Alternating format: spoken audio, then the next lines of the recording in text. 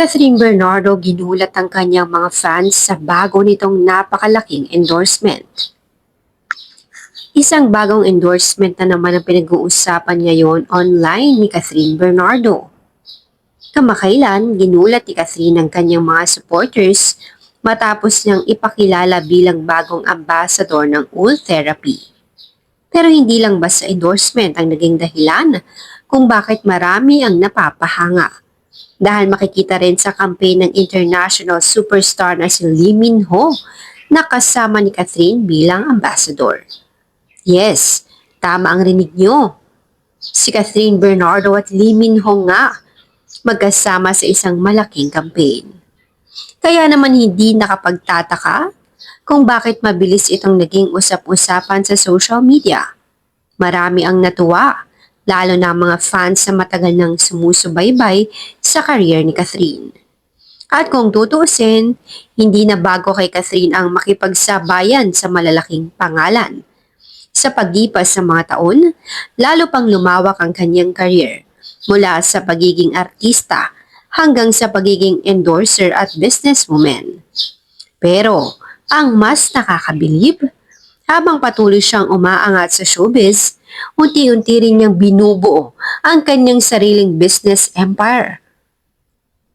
Isa sa mga pinag-uusapan ngayon ay ang mga negosyo at properties na iniuugnay kay Catherine, kabilang ang 2 building na sinasabing bahagi ng kanyang mga investment.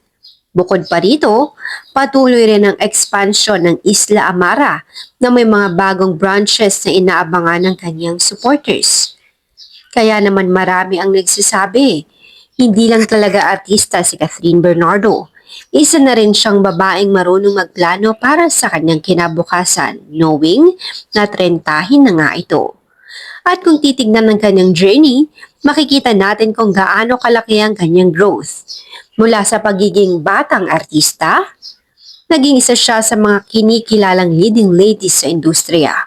Ngayon, hindi lang kamera ang kanyang mundo dahil pasok na rin siya sa larangan ng negosyo at investment.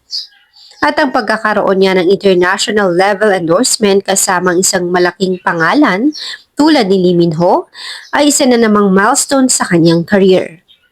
Kaya ang tanong ngayon ng maraming fans, ano pa kaya ang susunod na proyekto at negosyo ni Catherine na ikagugulat ng lahat? Isang bagong endorsement? Mas marami pang branches ng Isla Amara? O baka naman isa na namang malaking collaboration ang kanyang ipapakita sa publiko? Isa lang ang malinaw, patuloy ang pag-angat ni Catherine Bernardo sa kanyang karera.